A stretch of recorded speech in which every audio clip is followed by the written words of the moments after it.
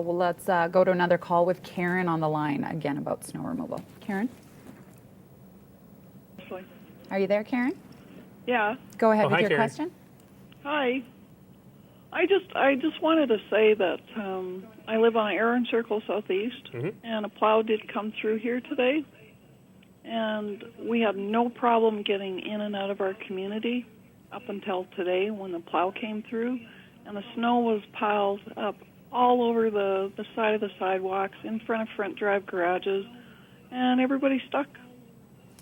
Yeah, and this is the forever challenge, right? Which is we have to manage the safety on the actual streets, but we also have to let people get in and out. Right. So on your street, was this the first Erin's Circle? So you probably don't. You're not a bus route, are you? No, we're just off a bus route. So you'll be a priority 4, which means we're getting to the 4s, which is good. But was this the first time that you saw a plow go down your street? Yeah. In the snowstorm? Yep. Yeah. So, and how was the street before? Was it reasonably passable, or were people skidding? No, it was reasonably passable. Okay, so we were getting in and out, and now after the plow, we're stuck. now you're a bit stuck, and because the snow is soft now too, because it's been warming up. And this is the things we always have to balance off. You know, I drove on a bunch of residential streets in Northeast Calgary today just to get a feel for it. Right. And I got to tell you that while they were passable, they were mostly really dangerous. People were spinning out, handling turns and stops was really hard. Okay. So these are the things we always have to balance off. And I'm sorry that it's made it difficult for you to get in and out of your driveway, but I do hope that the street as a whole will be safer. Okay, we're going to check in with Phoenix now. Phoenix, what are things looking like over in social media land? Yeah, real-time live tweets that are being sent in to us. This from SW, and the tweet here in relation to what the mayor was talking about a few moments ago about snow removal. What are my tax dollars spent on if not snow removal in my own cul-de-sac? That's one example. Here's another one. This is from Kevin. Kevin asks about the continuing urban sprawl that is happening. What can citizens expect regarding the added strain on snow removal resources? But it's really amplified. Inside Introvert asks this question. Did the extreme cold blast last week amplify the effects from the floods? Interesting question. We'll throw that back to the mayor. Again, hashtag Nenshi Live. Erin? Okay, So- thanks, Phoenix. So I'll answer all three of those questions. Okay, The first is get on at the 'em. cul-de-sac. You know, it was never done. For generations, it was never done. So people are always like, oh, it was so much better in the 70s. Well, we never did it in the 70s. We never did it until 2011. It didn't snow in the 70s. you Yeah, know. I guess not. In fact, we never did those residential roads until 2011. Okay. So, yes, we'll do your cul-de-sac, but I think you would appreciate, sir, that you probably drive on more than your cul-de-sac. You probably need somewhere to go when you exit your cul-de-sac. And it's important that we fix those streets before we do streets that have 7 or 8 houses on them. But we will get there. We will get there. Is urban sprawl straining the system? Absolutely. And one of the reasons that we need more thoughtfully designed and compact suburbs is precisely so we can service them better. So the new neighborhoods that the last council has approved for 200,000 people in Calgary will be built on different kinds of design. For example, there will be no cul-de-sacs, which is bad for street hockey, Really but bad. much better for transit, for movement of goods and services, and indeed much better for snow removal. Because it's much easier to go in a straight line. Okay. Because I guarantee you, when we go into the cul-de-sac, people are going to be upset because the snow is either piled up against their front driveways or in the center of the bulb. Right. Where else are you going to put it? So I think that's part of it. And the last question is, does this cold snap exacerbate the results of the flood? Well, today, interestingly, we had 2 gas main breaks, which is very rare in the city. And I am wondering if some of the underground infrastructure has been a bit weakened, but we don't really have any evidence of that. Okay. The biggest exacerbation, though, has really been the social issues. So a lot of people who were living on the margins close to the edge before the flood were really pushed right to the edge by the flood. Right. So in this recent cold snap, we have actually seen extraordinary amounts of shelter use and people who are trying to get in out of the cold, and that certainly is as a result in some ways of the flood and what it's done to housing. Okay, thanks for answering all 3 of those questions. Phoenix, he's on it. Good job. We are going to go check in with another call now. I believe we have James. James, are you there? Hello. James, there you are. Hi, James. Hi. What's your question for the mayor?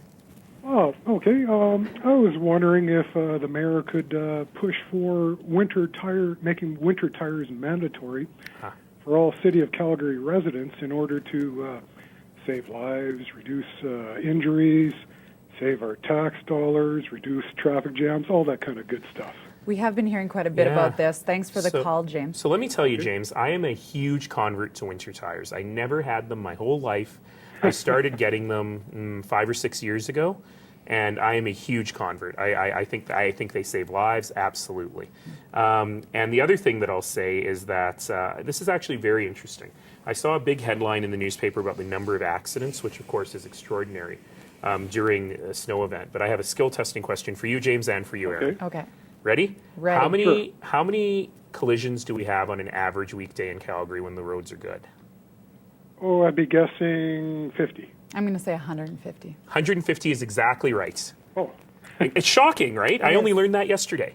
And at the worst of the snowstorm, we had just over 200 in a given day. So that is actually much less than you would expect. Right. And part of it is because I think the crews were doing good jobs. And we did have one fatality, and it's awful. It's one way too many, but only one.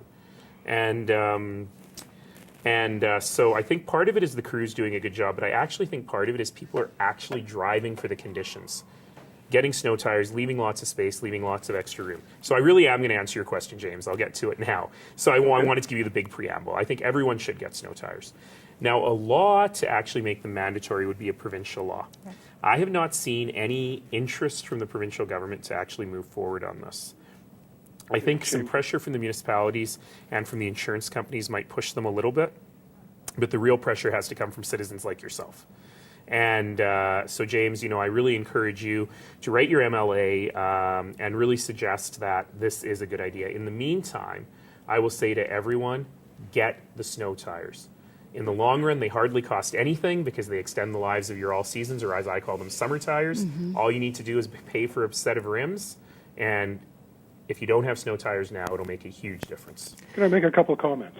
Yes, please. I didn't know you were still there, James. We're chatting. Yes, I have. Very interesting to listen to. Now, if we had snow tires on all vehicles, I think the traffic in the city would move a little quicker, reducing traffic jams, which would provide an economic benefit to the city. And I think the city could enact a bylaw for winter tires for city residents only. It couldn't be enforced on non-city residents, but I think it could for city residents. What do you think of that? Well, we really don't have. I feel like I'm going to answer a whole different question for you, James. Enforcement is the big question. Well, enforcement here, is How do we enforce this is one of those laws that's impossible to enforce, Absolutely. but most people abide by it. It's like seatbelt laws, Yep. right? You can't enforce a seatbelt law, but once it's the law, people do it.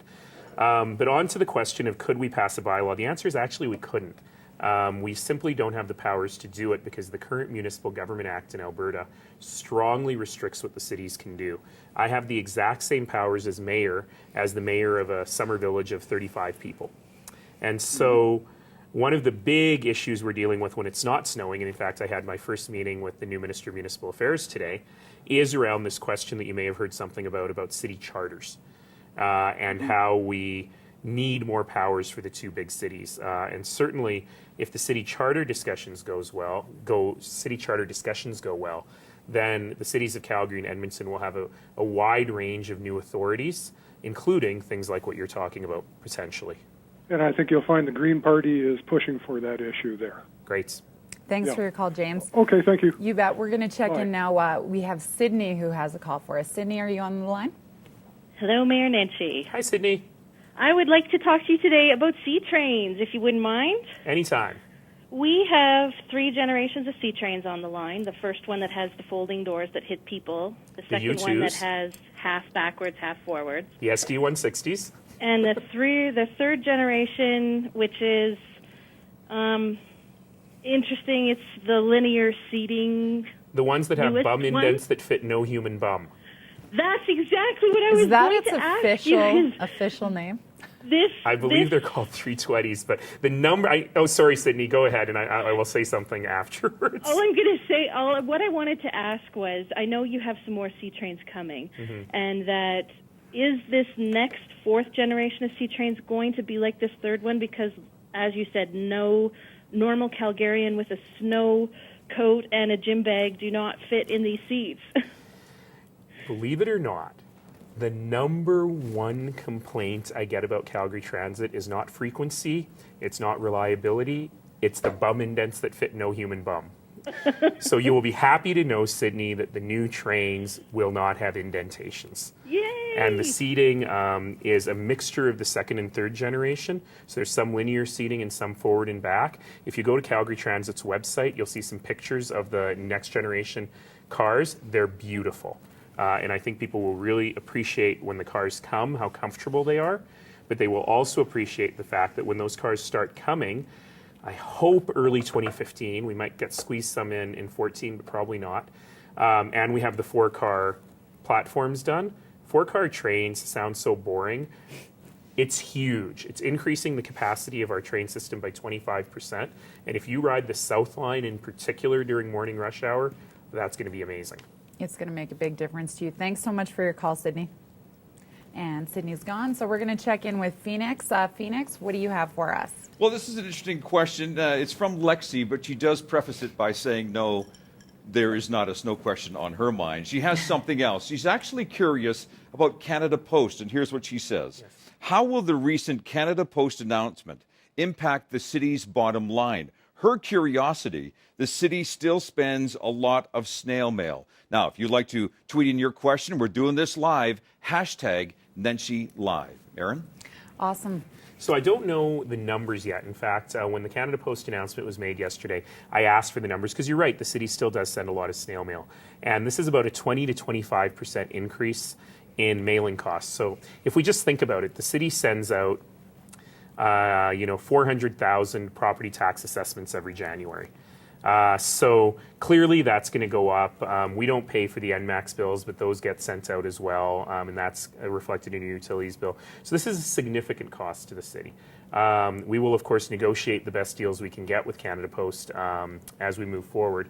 But in addition to that, this may spur us into more electronic delivery.